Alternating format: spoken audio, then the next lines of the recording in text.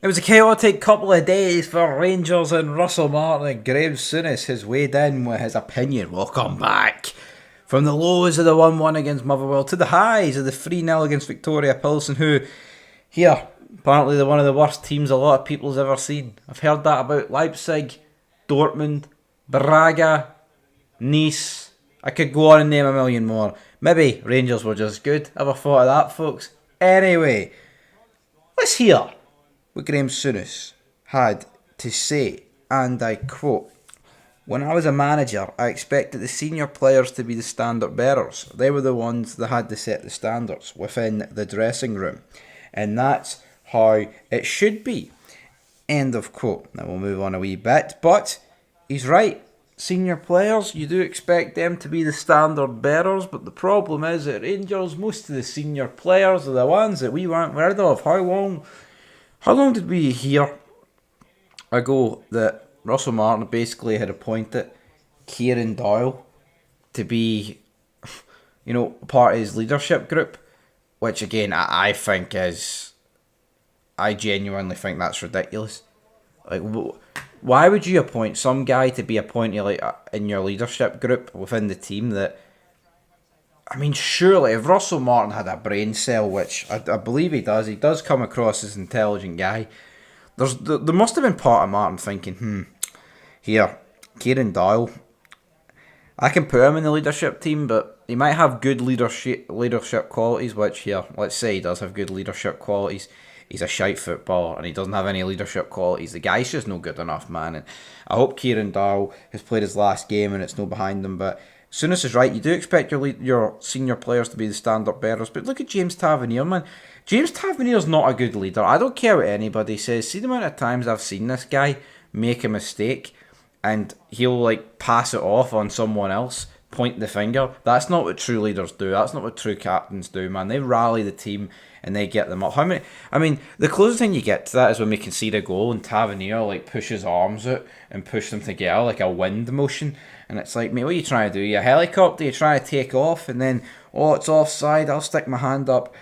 Honestly, man, compare and contrast that Motherwell game and that Victoria Pilsen game, man, is actually crazy, the difference between the games, man. I'm telling you, man, get them bloody watched. He went on to say, Souness, and I quote, "I'm a great believer that you don't have a successful football club unless you have good senior pros." And maybe he's expecting a bit more from some of the senior pros that he got at the weekend. And I don't see anything wrong with him digging them out and saying, look, it ain't good enough, and then taking it forward to the next game and leaving them out. I don't see anything wrong with that. It's all on his head. It's his decisions that make him successful or not. End of quote. Here, he's right. There's nothing wrong with digging them out and saying they're not playing it the next game and saying it's no good enough. But to me, what would be wrong is, right, I've put yous in the timeout soon, but now I'm going to put yous back in the team. See the guys that were dropped, apart from Nico Raskin, by the way, they should be nowhere near that starting 11 at the weekend. Now, I think fortunately enough for these jabronis, Dundee are ranked rotten.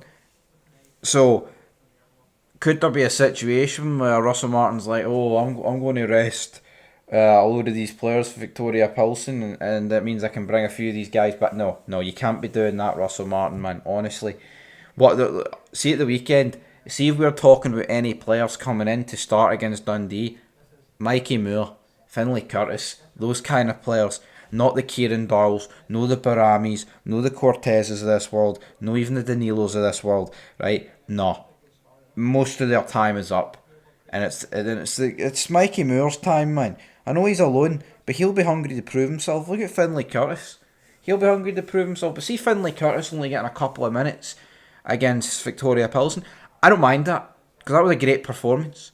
And him getting only a limited amount of minutes in that game, that's fine. Got nothing to fault it. But see him knowing getting a minute, knowing getting a second against Motherwell, that sits the wrong way with me. But Martin, it's all good changing it against Pilsen, but you know what? See, let's not pretend. See last year, see Clement, there was games where he dropped a few of them. He dropped Dessers, he dropped Tavernier. You know what the problem was? Within a few games, man, he was back playing them. And we can't afford that. Souness went on to say, you'd have to say he's put his foot down pretty quickly. I don't see that as a bad thing. I think you're putting a marker down that I have my standards and you're going to have to come up to my standards to be a regular member or a starter in this team. It's not about him dropping his standards to accommodate players. A manager has to be the boss, and I think it's never been more difficult for a manager today to do that job than certainly when I was working. I always felt Jock Stein was harder on Kenny Dalglish and me with the Scottish team. He didn't go after the younger guys. I think the message he was getting across to us was, I can pick on these and I can bully them. He did that. I was frightened of him, although I'm not sure Kenny was, but the message was, if I can do that to them, you make sure you're on it. End of quote. Yeah, I think that's a key thing. You know, it would be very easy to pick on young players instead of going after the senior pros. And I think for far too long, folks, we've seen that. With managers, they've been too afraid to have goes at the senior guys, to have the guys that have come in for money, have a go at the guys that have been there a couple of years. It's very easy. I mean, how many times look at the way Beale fucking threw Hadji under the bus. Look at the way Clement threw like Cantwell under the bus when there is much bigger problems than those two guys at the football club. Absolutely, man. No two ways about it. Anyway, that is where we will leave it. In terms of Graeme Souness, good to hear him speak.